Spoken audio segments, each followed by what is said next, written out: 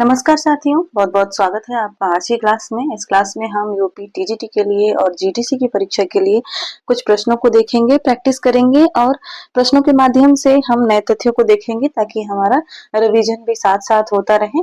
प्रश्नों की प्रैक्टिस भी हो जाएगी और साथ में जो व्याख्या करूंगी उससे आपका रिवीजन भी हो जाएगा।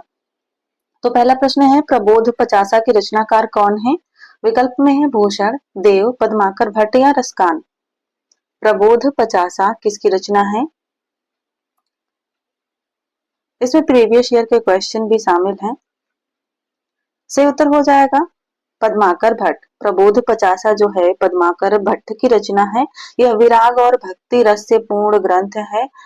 इनकी अन्य रचनाओं की बात करें तो एक रचना है इनकी हिम्मत बहादुर बिरुदावली। हिम्मत बहादुर बिरुदावली। और इस रचना में 211 छंद हैं जो परीक्षाओं में पूछे जाते हैं कि कितने छंद हैं। तो इसमें हिम्मत बहादुर बिरुदावली में 211 छंद हैं और इसका संपादन जो है वह लाला भगवान दीन ने किया था और यह एक प्रबंध काव्य है। वीर रस की फड़कती हुई रचना मानी जाती है। इनकी अन्य रचनाओं के बारे में देख लेते हैं। इनकी एक रचना है ईश्वर पच्चीसी। ठीक है, पद्माकर भट्ट की एक रचना है ईश्वर पच्चीसी। जैसे कि नाम से ही पता चल रहा है, इसमें 25 छंद हैं जो कि लावनी छंद है। ठीक है, 25 लावनी छंद में यह रचना है ईश्वर पच्चीसी। जगत विनोद इनकी एक रचना है जो कि रीति ग्रंथ है जिसमें 6 प्रकरण हैं और 731 छंद हैं। ठीक है, पद्माकर भट्ट की रचना है जगत विनोद और इसमें छंद हैं 731 और यह नायिका भेद से संबंधित ग्रंथ है। 6 प्रकरण इसमें देखने को मिलते हैं और इसमें 9 रसों की विवेचना देखने को मिलती है। एक रचना है इनकी यमुना लहरी। यह जीवन के अपने अंतिम समय में माफ कीजिएगा, गंगा लहरी। इन्होंने अपने जीवन के अंतिम समय में इन्होंने एक रचना लिखी थी गंगा लहरी। यहाँ पर बात करें यमुना लहरी की तो यमुना लहरी जो है इसमें इनके 34 छंद हैं, यानी कि 34 छंदों की छोटी सी रचना है यमुना लहरी। और एक रचना है इनकी पद्माभरण। अलंकार ग्रंथ है जिसमें 108 अलंकारों की विवेचना देखने को मिलती है। और एक रचना है इनकी राम रसायन।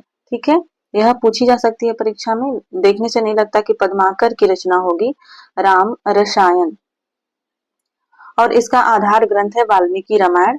और एक रचना जो है इनकी है पद्माकर भट्ट की प्रताप सिंह विरुदावली। प्रताप सिंह विरुदावली और इसमें 117 छंद हैं, यह भी याद रखिएगा। कुछ कथन देख लेते हैं इनके बारे में। जैसे आचार्य रामचंद्र शुक्ल ने इनके बारे में कहा है कि ऐसा सर्वप्रिय कवि इस काल के भीतर बिहारी को छोड़कर दूसरा नहीं हुआ। यह बिहारी से इनकी तुलना करते हैं। बिहारी के समतुल्य शुक्ल जी पद्माकर भट्ट को रखते हैं। इन्होंने कहा है कि देश में जैसा इनका नाम गूंजा वैसा फिर आगे चलकर किसी और कवि का नहीं। इनकी मधुर कल्पना ऐसी स्वाभाविक और हाव भावपूर्ण है। हाव भावपूर्ण मूर्ति विधान करती है कि पाठक मानो प्रत्यक्ष अनुभूति में मग्न हो जाता है। आगे कहते हैं आचार्य रामचंद्र शुक्ल कि कहीं तो इनकी भाषा स्निग्ध मधुर पदावली द्वारा एक सजीव भाव भरी प्रेम मूर्ति खड़ी करती है तो कहीं भाव या रस की धारा बहाती है, कहीं अनुप्रासों की मिलित झनकार उत्पन्न करती है, कहीं वीर दर्प से शुद्ध वाहिनी के समान अकड़ती और कड़कती हुई चलती है और प्रशस्त सरोवर के समान स्थिर और गंभीर होकर मनुष्य जीवन को विश्रांति की छाया दिखाती है। ये जो कथन है ना, उपमा दी गई है साथ साथ में, तो ये बहुत ही महत्वपूर्ण है, इसे याद रखिएगा। ठीक है, इस तरह के कथन परीक्षा में पूछे जा सकते हैं। अगला प्रश्न देख लेते हैं, प्रश्न संख्या 62 है। आचार्य रामचंद्र शुक्ल भक्ति काल सगुण धारा फुटकल रचनाएं शीर्षक के अंतर्गत परिगणित किस कवि के लिए यह वाक्य कहते हैं कि इनको कवि हृदय नहीं मिला, उनमें वह सहृदयता और भावुकता न थी जो एक कवि में होनी चाहिए। वे संस्कृत साहित्य से सामग्री लेकर अपने साहित्य और रचना कौशल की धाक जमाना चाहते थे। इन्होंने गंग के लिए कहा है, भिखारी दास के लिए, केशव दास के लिए या रहीम दास के लिए? किस कवि के लिए आचार्य रामचंद्र शुक्ल ने यह कहा है? सही उत्तर है केशवदास के लिए। अगला प्रश्न देखते हैं। अगला प्रश्न है, रचना काल के अनुसार निम्नलिखित काव्य कृतियों का सही क्रम क्या होगा? काव्य कृतियों में ललित ललाम, भाव विलास, श्रृंगार निर्णय और जगत विनोद है।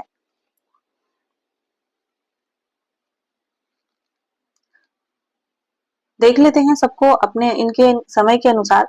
ललित ललाम की बात करें जो कि मतीराम की रचना है, 1663 ईस्वी में यह इसकी रचना है और यह कुवलयानंद पर आधारित रचना है जिसमें 100 अलंकारों की विवेचना देखने को मिलती है।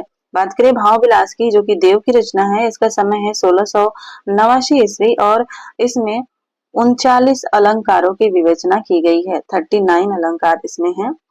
और एक रचना है श्रृंगार निर्णय जो कि इसका समय है 1750 ईस्वी और मुझे जगत विनोद का रचना काल नहीं मिला आचार्य रामचंद्र शुक्ल की पुस्तक में। तो जो तीन रचनाएं हैं ललित ललाम, भाव विलास और श्रृंगार निर्णय, इसी से यह विकल्प ए सही उत्तर हो जाएगा। प्रश्न संख्या 64 देखते हैं। नाही नाही करे थोरी मांगे सब देन कहे, किस कवि की पंक्ति है? इंपॉर्टेंट प्रश्न है यह। आलम की, ठाकुर की, कुलपति की या सेनापति की? नाही नाही करे थोरी मांगे सब देन कहे, किस कवि की पंक्ति है? सही उत्तर है इसका सेनापति। सेनापति की यह पंक्ति है। इसकी दूसरी पंक्ति है, मंगन को देखी पट देत बार बार है। नाही नाही करे थोरी मांगे सब देन कहे, मंगन को देखी पट देत बार बार है। इसलिए इस अलंकार का उदाहरण यह माना जाता है। सेनापति जो है यह रीति सिद्ध कवि है और इनका मूल नाम जो है नागेश भट्ट था। यह राम भक्त थे और इनके पिता का नाम गंगाधर था। आजकल परीक्षाओं में विद्वानों के पिता के नाम पूछ लिए जाते हैं। इनके गुरु का नाम भी देख लेते हैं। सेनापति के गुरु का नाम था हीरामणि दीक्षित। हीरामणि दीक्षित। अगला प्रश्न देख लेते हैं।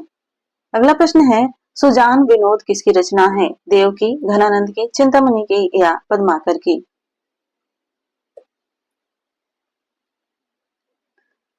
सही उत्तर है देव। सुजान विनोद देव की रचना है जो कि सुजान मणि के आश्रय में रहकर इन्होंने लिखी थी। अगला प्रश्न देख लेते हैं। प्रश्न संख्या 66 है। काव्य निर्णय के रचयिता कौन है? घनानंद, बिहारी, मतीराम, भिखारी दास?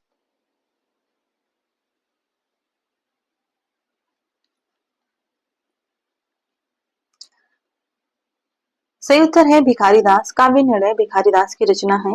भिखारी दास जो है रीतिबद्ध कवि माने जाते हैं और काव्य निर्णय जो रचना है इन्होंने 1746 ईस्वी में की थी। इसमें इन्होंने सभी काव्यांगों की विवेचना की है। प्रश्न संख्या 67 देखते हैं। केशवदास किस राजा के आश्रय में थे?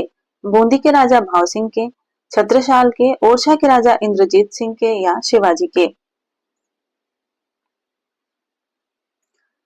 सही उत्तर है ओरछा के राजा इंद्रजीत सिंह के आश्रय में केशवदास रहा करते थे और केशवदास इनके गुरु भी थे और राजाश्रित कवि भी थे। अगला प्रश्न देखिए। प्रश्न संख्या 68 है। बिहारी ने अपने काव्य में किस छंद को अपनाया है? कवित्त, दोहा, छप्पे, सवैया? बिहारी ने अपने काव्य में किस छंद को अपनाया है? आसान सा प्रश्न है। दोहों का प्रयोग किया है बिहारी ने, यानी विकल्प बी से उत्तर हो जाएगा। बिहारी सच्चाई दोहों में रचित रचना है। इनके लिए बलदेव उपाध्याय कहते हैं बिहारी दोहों के बादशाह हैं। प्रश्न पूछा जा सकता है कि किसका कथन है बिहारी दोहों के बादशाह हैं? बलदेव उपाध्याय का कथन है। अगला प्रश्न देखते हैं। प्रश्न संख्या 69 है। इश्क नामा के रचयिता कौन है? देव, बोधा, आलम, मतीराम? इश्क नामा के रचयिता कौन है?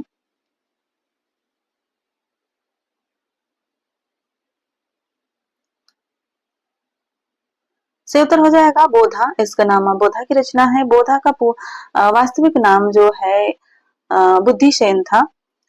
शुक्ल जी इनके बारे में कहते हैं कि प्रेम की पीर की व्यंजना भी इन्होंने बड़ी मर्म स्पर्शनी युक्ति से की है। यत्र तत्र व्याकरण दोष रहने पर भी भाषा इनकी चलती और मुहावरेदार होती थी। तो यह शुक्ल जी का कथन है और इनको भी शुक्ल जी ने प्रेम की पीर की व्यंजना का कवि कहा है। ध्यान दीजिएगा, घनानंद से कंफ्यूज नहीं होइएगा। ठीक है। अगला प्रश्न देख लेते हैं। प्रश्न संख्या 70 है, रसलीन का मूल नाम क्या है?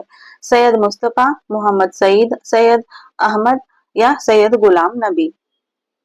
रसलीन का मूल नाम क्या है?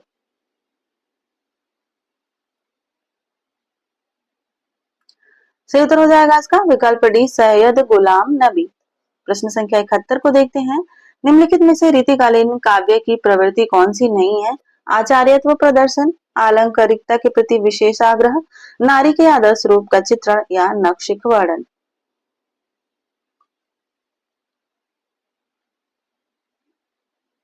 सही उत्तर हो जाएगा विकल्प सी, नारी के आदर्श रूप का चित्रण रीतिकाल में हमें देखने को नहीं मिलता है। आचार्यत्व का प्रदर्शन है, आश्रयदाताओं की प्रशंसा देखने को मिलती है, आलंकारिकता के प्रति विशेष आग्रह देखने को मिलता है और ब्रज भाषा की प्रधानता देखने को मिलती है।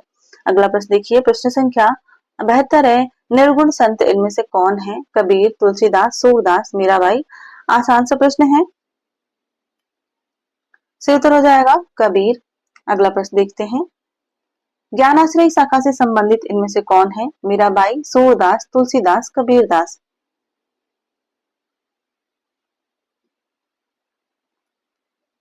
सही उत्तर हो जाएगा कबीरदास। अगला प्रश्न देखते हैं, आसान से प्रश्नों में समय नहीं खराब करेंगे। मोको कहाँ ढूंढे बंदे मैं तो तेरे पास में, किसकी पंक्ति है? कबीरदास, रैदास, सूरदास, मलुकदास? सही उत्तर है कबीरदास, यह भी कबीरदास की पंक्ति है।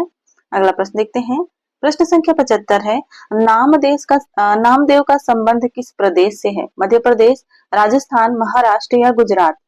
नामदेव का संबंध किस प्रदेश से है?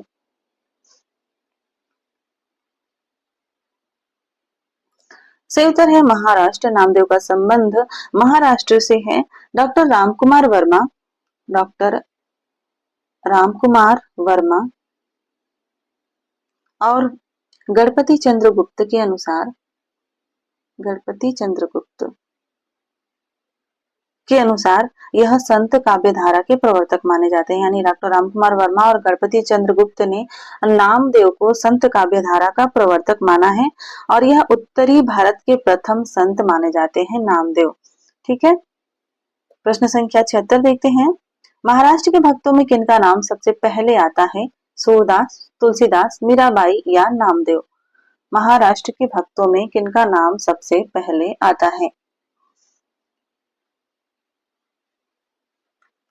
सही उत्तर है नामदेव का। अगला प्रश्न देख लेते हैं, प्रश्न संख्या 77 है, पंचगंगा घाट पर कबीर किसके पैरों में पड़े थे? शंकराचार्य, वल्लभाचार्य, रामानंद, मध्वाचार्य?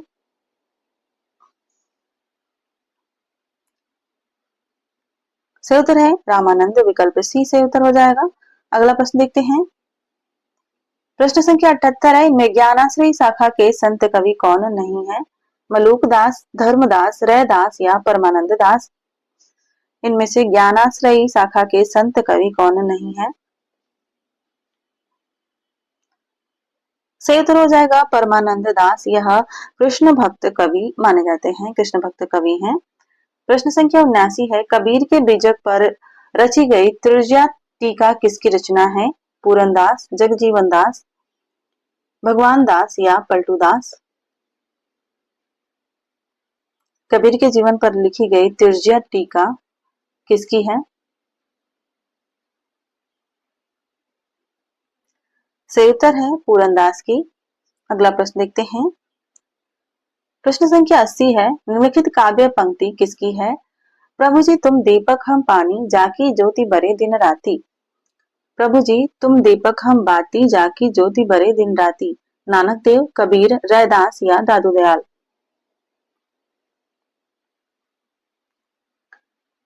सही उत्तर है रैदास, इन्हें रविदास भी कहा जाता है और ऐसा प्रश्न परीक्षाओं में पूछा जाता है। इनका कोई औचित्य ही नहीं है रैदास रविदास, लेकिन फिर भी पूछा जाता है। ठीक है, अगला प्रश्न देखते हैं, प्रश्न संख्या 81 है, कबीर की भक्ति का अनिवार्य अंग क्या है? मुक्ति, ज्ञान, प्रेम, समाज सुधार? भक्ति का अनिवार्य अंग क्या है? सही उत्तर हो जाएगा ज्ञान, यानी विकल्प सी सही उत्तर हो जाएगा। प्रश्न संख्या 82 को देखते हैं, यह एक अच्छा प्रश्न है, कौन सा कथन असंगत है? कृष्णगढ़ नरेश महाराज सावंत सिंह ही प्रसिद्ध भक्त कवि नागरीदास हैं। नागौर नागौरनगढ़ के राजा संत पीपा ने स्वामी रामानंद से दीक्षा ली। जम्भनाथ ने अपने आदर्शों के प्रचारार्थ ब्रह्म संप्रदाय की स्थापना की। सैजोबाई ने ब्रह्म तत्व का निर्गुण सगुण निरपेक्ष अनिर्वचनीय स्थिति का अनुभूति परक वर्णन किया है। आपको बताना है इसमें कौन सा कथन असंगत है।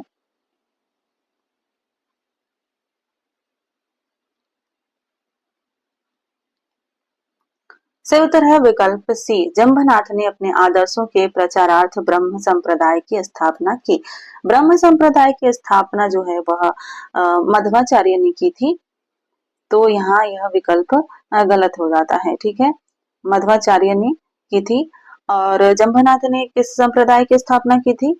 इन्होंने की थी विष्णोई संप्रदाय की स्थापना। ठीक है, अगला प्रश्न देख लेते हैं। प्रश्न संख्या 83 है। एक कथन है, कबीर ऐसे ही मिलन बिंदु पर खड़े थे जहां से एक ओर हिंदुत्व निकल जाता है और दूसरी ओर मुसलमानत्व। कबीर विषयक उक्त मान्यता किसकी है? शुक्ल जी की, श्याम सुंदर दास की, हजारी प्रसाद द्विवेदी की या सरनाम सिंह शर्मा की? सही उत्तर है हजारी प्रसाद द्विवेदी। अगला प्रश्न देखते हैं। निम्न में से किसका जन्म 1469 ईस्वी में कार्तिक पूर्णिमा के दिन पंजाब के तलवंडी गांव में हुआ था? गुरु गोविंद सिंह, अर्जुन देव, गुरु तेग बहादुर या गुरु नानक देव?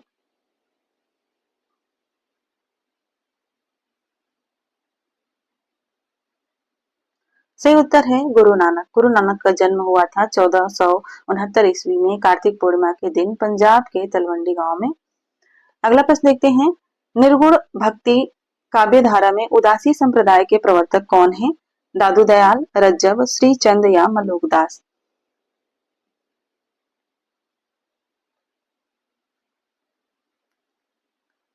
सही उत्तर है श्रीचंद। उदासी संप्रदाय के प्रवर्तक थे श्रीचंद। अगला प्रश्न देखते हैं। प्रश्न संख्या 86 है। संत साहित्य के संबंध में कौन सा कथन उचित प्रतीत नहीं होता है? संत साहित्य एक वैचारिक भूमि पर स्थित है। रामचंद्र शुक्ल के अनुसार यह इस्लामिक आक्रमण से पराजित हिंदू जनता की असहाय मनस्थिति का परिणाम है। संत साहित्य को मात्र भजन पूजन के स्तर पर देखा जा सकता है।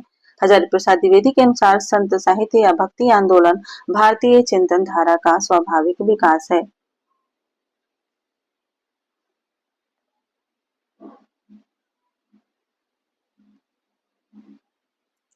सही उत्तर हो जाएगा विकल्प सी। संत साहित्य को मात्र भजन पूजन के स्तर पर देखा जा सकता है।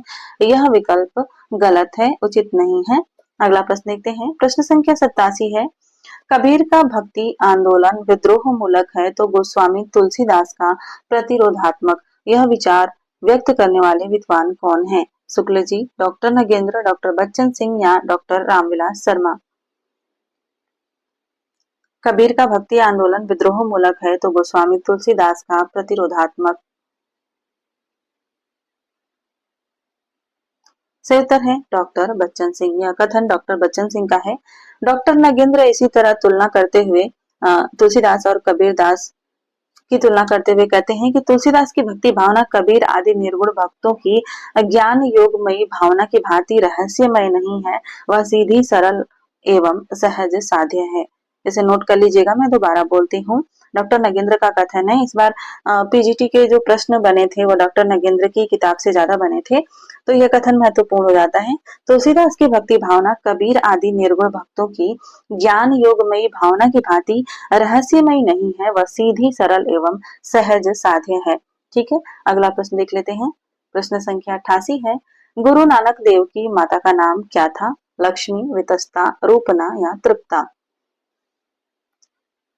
गुरु नानक देव की माता का क्या नाम था? आसान सा प्रश्न है, परीक्षा में पूछा जा चुका है। ऐसे प्रश्न परीक्षाओं में पूछे जाते हैं। माता पिता के नाम पूछ लिए जाते हैं। गुरु नानक देव की माता का नाम था तृप्ता, यानी विकल्प डी सही उत्तर हो जाएगा।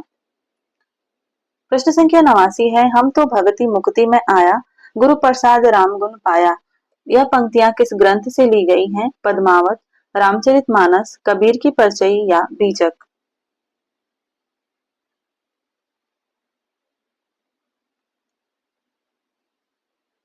सही उत्तर है कबीर परचई। हाँ, कबीर की परिचय नहीं है, कबीर परिचय यानी विकल्प सी से उत्तर हो जाएगा। हम तो भगति मुगति में आया, गुरु प्रसाद राम गुण गाया। यह कबीर परिचय की पंक्तियां हैं। अगला प्रश्न देख लेते हैं। प्रश्न संख्या 90। संत काव्य परंपरा का कौन सा कवि अपनी विद्वता यानी कि सर्वाधिक शिक्षित होने के कारण प्रसिद्ध है? धर्मदास, रविदास, सुंदरदास या रज्जब?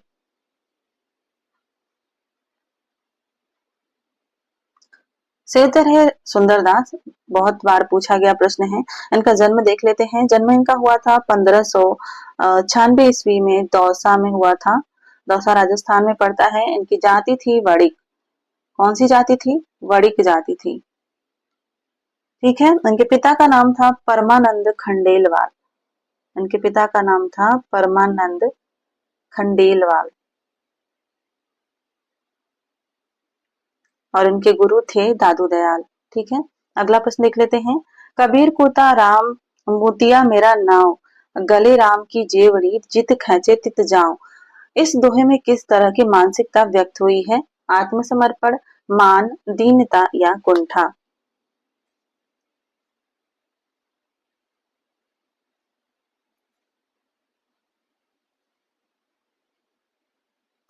सही उत्तर हो जाएगा आत्मसमर्पण। ठीक है। यहाँ पर पीछे प्रश्न में एक बार चलते हैं। यहाँ पर हम सुंदरदास की कुछ रचनाओं का रिवीजन कर लेते हैं। जैसे कि इनकी एक रचना है ज्ञान समुद्र। ज्ञान समुद्र। इसके अलावा सुंदर विलास है। सुंदर विलास। और एक रचना है सर्वांग दीपक। सर्वांग दीपक। और ज्ञान झूलना, यह परीक्षा में पूछी जाती है कि किसकी रचना है। ज्ञान झूलना है। और एक है स्वप्न प्रबोध। स्वप्न प्रबोध। यह इनकी रचनाएं हैं। ये श्रृंगार रस के विरोधी माने जाते हैं लेकिन हास्य रस के प्रेमी हैं। ध्यान दीजिएगा, हजारी प्रसाद द्विवेदी जी का यह कथन है कि यह श्रृंगार रस के विरोधी किंतु हास्य रस के प्रेमी थे। ठीक है। अब देखते हैं अगला प्रश्न। प्रश्न संख्या 92 है। हिंदी शब्द सागर संपादित ग्रंथ है रामचंद्र शुक्ल द्वारा, श्याम सुंदर दास द्वारा, हजारी प्रसाद द्विवेदी द्वारा या डॉक्टर नगेंद्र द्वारा?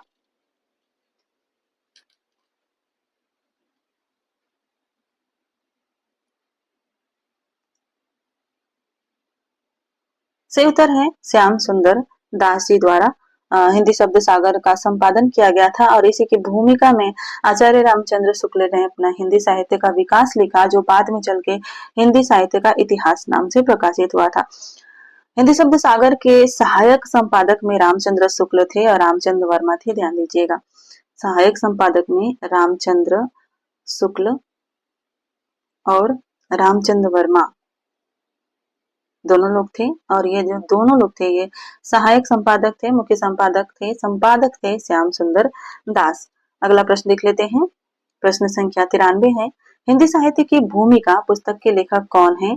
शुक्ल जी, राम कुमार वर्मा, विश्वनाथ प्रसाद मिश्र या हजारी प्रसाद द्विवेदी? हिंदी साहित्य की भूमिका किसकी रचना है? सही उत्तर है हजारी प्रसाद द्विवेदी। अगला प्रश्न देखते हैं। इस्तवार द ला लिटरेत्यूर एंदु ये हिंदुस्तानी किसकी रचना है?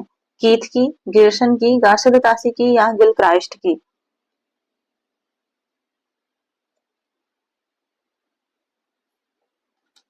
दासी की। इस्तवार द ला लिटरेत्यूर एंदु ये हिंदुस्तानी, यह the oriental translation committee Ireland द्वारा प्रकाशित करवाया गया था। इसका प्रथम संस्करण में दो भाग थे। इसके प्रथम संस्करण में दो भाग थे, जिसका पहला भाग 1839 ईस्वी में प्रकाशित हुआ था और दूसरा भाग 1847 ईस्वी में प्रकाशित हुआ था। तो ये दोनों प्रथम संस्करण के दो भाग थे।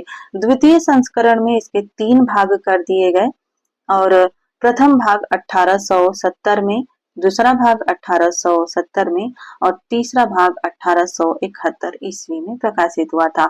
यह फ्रेंच भाषा में रचित इतिहास ग्रंथ है। इसमें वर्णानुक्रम पद्धति का प्रयोग किया गया है, यानी अंग्रेजी वर्णमाला के अनुसार जो लेखक हैं उनके नाम दिए गए हैं। इसमें रचनाकारों की कुल संख्या पूछी जाती है, जो कि 738 है।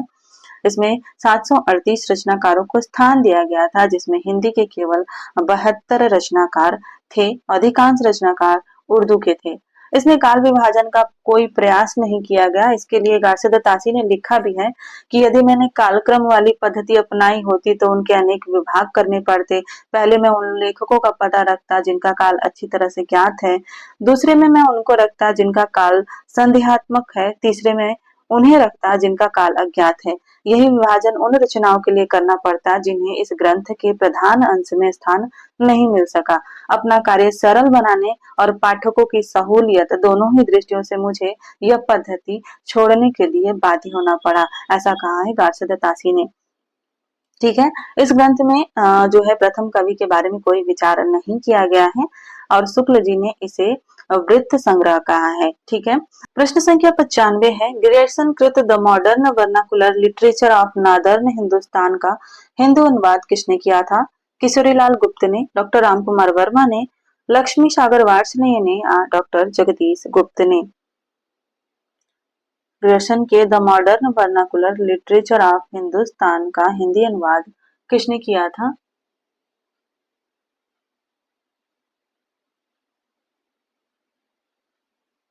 सही उत्तर है इसका किशोरीलाल गुप्त ने। अगला प्रश्न देखते हैं। प्रश्न संख्या 96 है, आंग्ल भाषा में लिखा गया हिंदी साहित्य का इतिहास स्केच ऑफ हिंदी लिटरेचर के लेखक कौन है?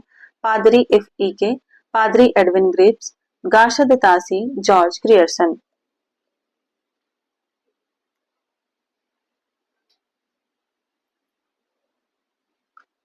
सही उत्तर हो जाएगा Edwin Greaves. Sketch of Hindi literature के रचनाकार हैं एडविन ग्रिप्स, जो कि यह रचना 1917 ईस्वी में इन्होंने लिखी थी। अगला प्रश्न देखते हैं। अगला प्रश्न है, साहित्य जनता की चित्तवृत्ति का संचित प्रतिबिंब है। इस पंक्ति के सही लेखक कौन है? महावीर प्रसाद द्विवेदी, गुलाब राय, रामचंद्र शुक्ल या प्रेमचंद? आसान सा प्रश्न है। यह कथन है आचार्य रामचंद्र शुक्ल जी का। अगला प्रश्न देख लेते हैं। प्रश्न संख्या 98 है, हिंदी साहित्य के इतिहास को व्यवस्थित रूप देने का श्रेय किसे है? शिव सिंह सरोज, आचार्य रामचंद्र शुक्ल, जॉर्ज ग्रियर्सन या मिश्र बंधु? शिव सिंह सिंगर, जिनकी रचना है शिव सिंह सरोज। सही उत्तर हो जाएगा आचार्य रामचंद्र शुक्ल। अगला प्रश्न देख लेते हैं। प्रश्न संख्या 99 है, भक्ति काल का नाम पूर्व मध्य काल किस आचार्य ने दिया है? डॉक्टर नागेंद्र ने, डॉक्टर रामकुमार वर्मा ने, आचार्य नंद दुलारे वाजपेयी ने, आचार्य हजारी प्रसाद द्विवेदी ने? विकल्प के अनुसार उत्तर दीजिएगा।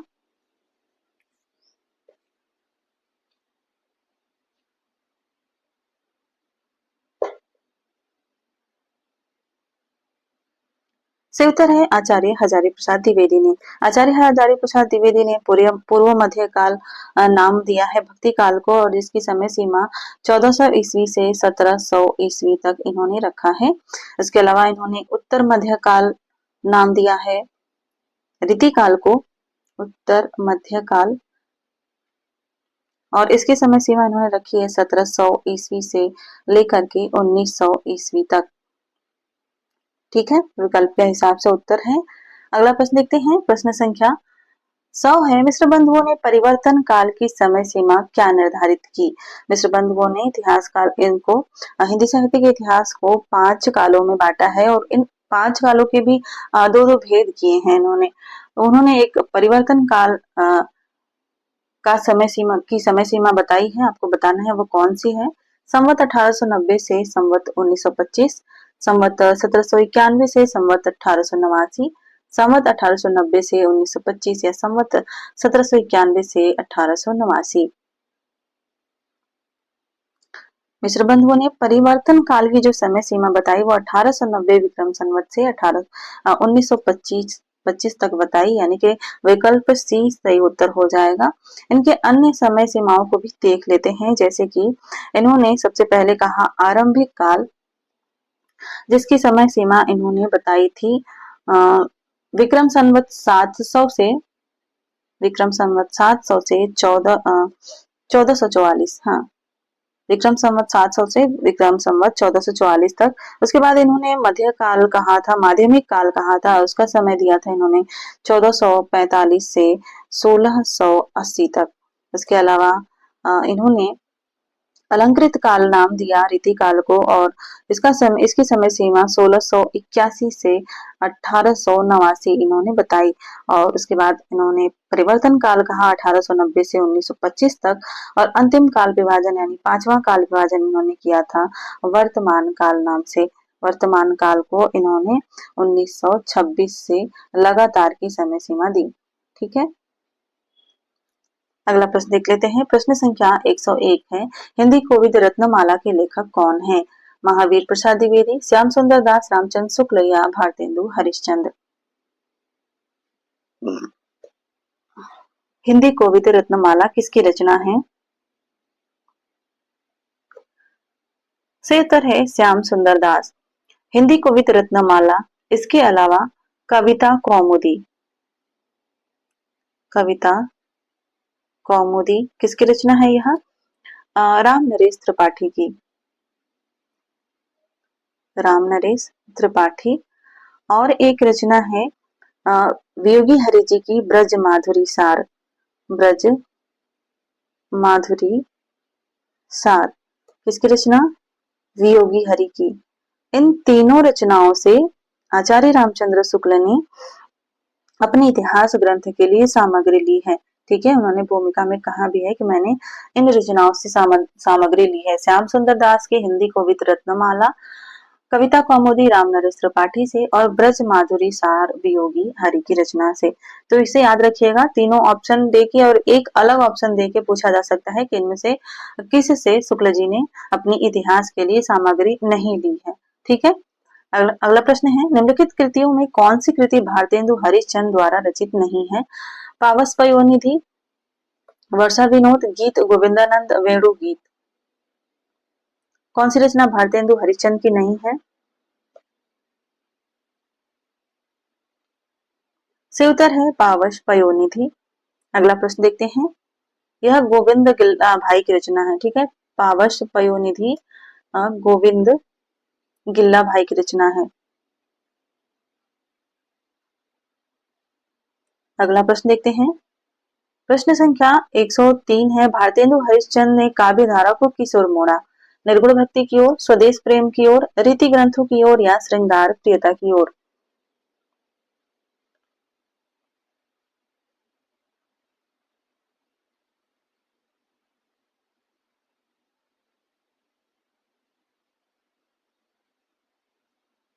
सही उत्तर है इसका स्वदेश प्रेम की ओर।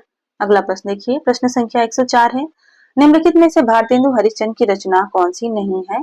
आषाढ़ महात्म्य, अपवर्ग पंचक, भक्ति सर्वस्व, हिंदी भाषा।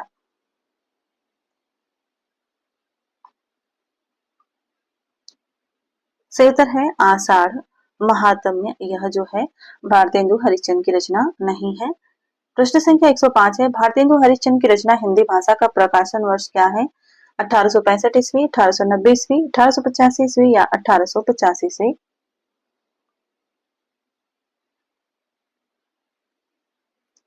सही उत्तर है 1890 ईस्वी में प्रकाशित हुई थी इनकी मृत्यु के बाद। अगला प्रश्न है, भारतेंदु कृत तदीय सर्वस्व किसका अनुवाद है? नारद भक्ति सूत्र, ऋतु संहार, मेघदूत, आंखों की किरकिरी। भारतेंदु कृत तदीय सर्वस्व किसका अनुवाद है?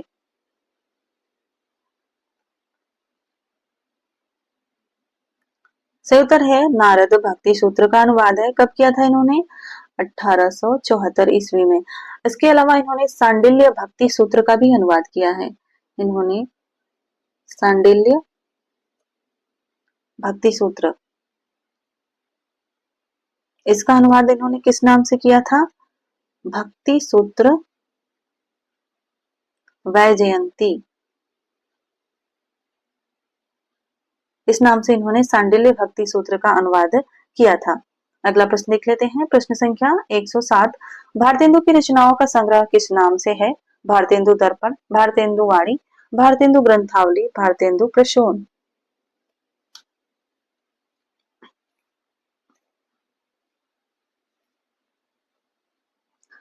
सही उत्तर है भारतेंदु ग्रंथावली। और प्रश्न पूछा जाए भारतेंदु ग्रंथावली का संपादन किसने किया था? तो ये थे ब्रजरत्न दास। अगला प्रश्न देखते हैं, प्रश्न संख्या 108 है, हिंदी साहित्य में राष्ट्रीय चेतना के संवाहक और आधुनिक चेतना के प्रणेता प्रथम साहित्यकार कौन है? सोहनलाल द्विवेदी, भारतेंदु हरिश्चंद्र, महावीर प्रसाद द्विवेदी या हजारी प्रसाद द्विवेदी? आसान सा प्रश्न है। सही उत्तर है भारतेंदु हरिश्चंद्र। प्रश्न संख्या 109 देखते हैं, भारतेंदु जी जिस प्रकार वर्तमान गद्य भाषा के स्वरूप प्रतिष्ठापक थे, उसी प्रकार वर्तमान साहित्य परंपरा के प्रवर्तक। यह कथन किसका है? हजारी प्रसाद द्विवेदी, बाबू गुलाब राय, रामचंद्र शुक्ल या महावीर प्रसाद द्विवेदी? भारतेंदु जी जिस प्रकार वर्तमान गद्य भाषा के स्वरूप प्रतिष्ठापक थे, उसी प्रकार वर्तमान साहित्य परंपरा के प्रवर्तक। सही उत्तर हो जाएगा रामचंद्र शुक्ल। प्रश्न संख्या 110 देखते हैं, तरनी तनुजा तट तमाल तरवर बहुछाए, झुके कूल सो जल परशन हित मनहु सुहाए। इसके रचयिता कौन है? भारतेंदु हरिश्चंद्र, सुमित्रा नंदन पंत, जयशंकर प्रसाद या मैथिली शरण गुप्त?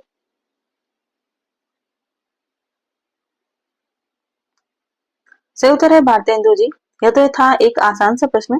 इसको थोड़ा सा अगर कठिन बनाना हो तो पूछा जा सकता है कि किस काव्य संग्रह से है। इनके रचना है प्रेम माधुरी। प्रेम माधुरी, उसमें एक कविता है यमुना छवि। यमुना छवि, और इस काव्य की यह पंक्ति है, इस कविता की यह पंक्ति है। ठीक है, अगला प्रश्न लिख लेते हैं। प्रश्न संख्या 111 है, भारतेंदु हरिश्चंद्र के व्यक्तित्व एवं कृतित्व के संदर्भ में कौन सा विवरण सही नहीं है?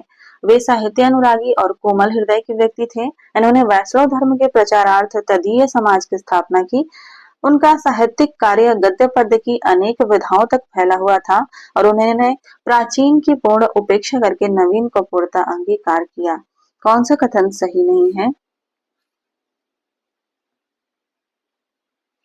सही उत्तर है विकल्प डी, इन्होंने प्राचीन की पूर्ण उपेक्षा करके नवीन को पूर्णतः अंगीकार किया। यह गलत है। अगला प्रश्न देख लेते हैं। प्रश्न संख्या 112 है, निम्नलिखित पंक्ति के रचनाकार कौन है? अभिधा उत्तम काव्य है, मध्य लक्षणालीन, अधम व्यंजना रस विरस, उल्टी कहत नवीन? चिंतामणि, केशवदास, पद्माकर या देव? आसान सा प्रश्न है। सही उत्तर है देव। अगला प्रश्न देखते हैं। प्रश्न संख्या 13 है, आचार्य रामचंद्र शुक्ल ने रीतिकाल का आरंभ किस कवि से माना है? केशवदास, बिहारी लाल, चिंतामणि त्रिपाठी या मतीराम?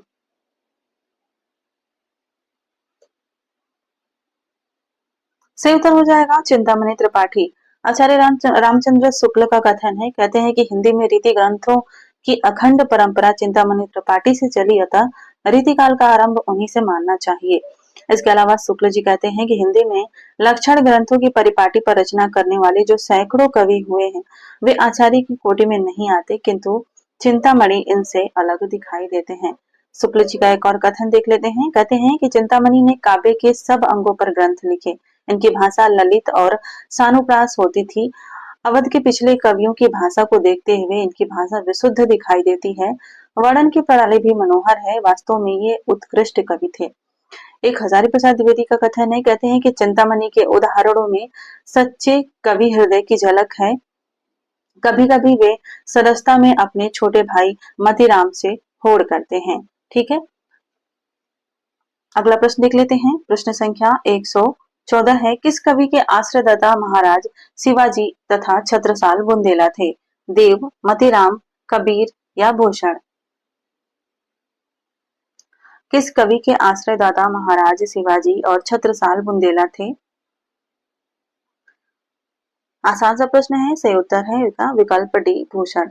प्रश्न संख्या 115 है, शनि कज्जल चस झस लगन उपज्यो सुदिन स्नेह, क्यों न नृपति हवे भोगवे लहि सुदेश सब देव? बिहारी के उपयुक्त दोहे में उनकी बहुज्ञता का कौन सा पक्ष स्पष्ट हुआ है? कौन सा पक्ष प्रकट हुआ है? बहुज्ञता, वैदिक ज्ञान, राजनीति, देशाटन या ज्योतिष ज्ञान? इन पंक्तियों में एक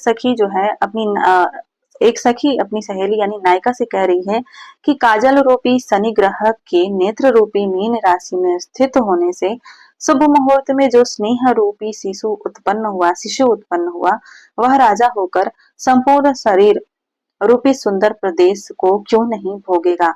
इस तरह से यहाँ पर बिहारी के ज्योतिष ज्ञान का बिहारी का जो ज्योतिष ज्ञान है वह प्रकट हुआ है। विकल्प डी से उत्तर हो जाएगा। ठीक है, प्रश्न संख्या 116 को देखते हैं। बिहारी का गागर में सागर भरने का जो गुण इतना प्रसिद्ध है, वह बहुत कुछ रूढ़ी की स्थापना से ही संभव हुआ। यह कथन किस लेखक का है? हजारी प्रसाद द्विवेदी, रामचंद्र शुक्ल, गुलाब राय या श्याम सुंदर दास।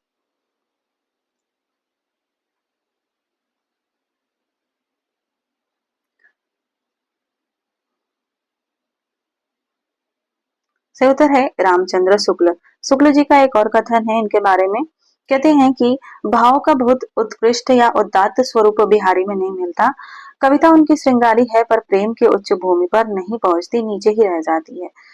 अगला प्रश्न देख लेते हैं। प्रश्न संख्या 17 है। रसवंत कवितन को रस जो अखरान के ऊपर है छल के। उक्त पंक्ति किस कवि द्वारा रचित है? केशवदास, कुलपति मिश्र, मतीराम या चिंतामणि। इंपॉर्टेंट प्रश्न है यह।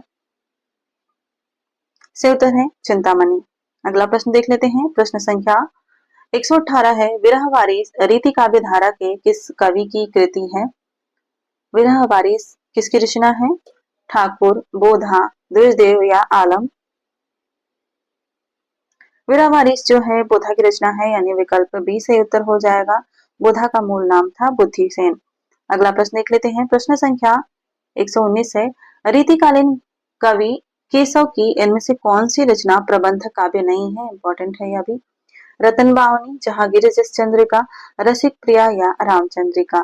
कौन सी रचना प्रबंध काव्य नहीं है? सही उत्तर हो जाएगा रसिक प्रिया। रसिक प्रिया एक रीति ग्रंथ है। यह एक रीति ग्रंथ है। ठीक है, अगला प्रश्न देख लेते हैं। प्रश्न संख्या 119। तुलसी गंग दुओ भवे सुकविन के सरदार। यह कथन इनमें से किसका है? नभादास, गंग, भिखारी दास या रहीम दास।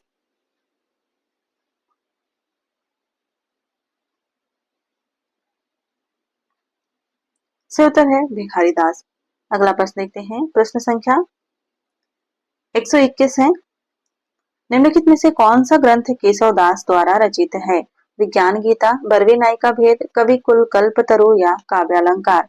इसमें से कौन सी रचना केशव दास की है?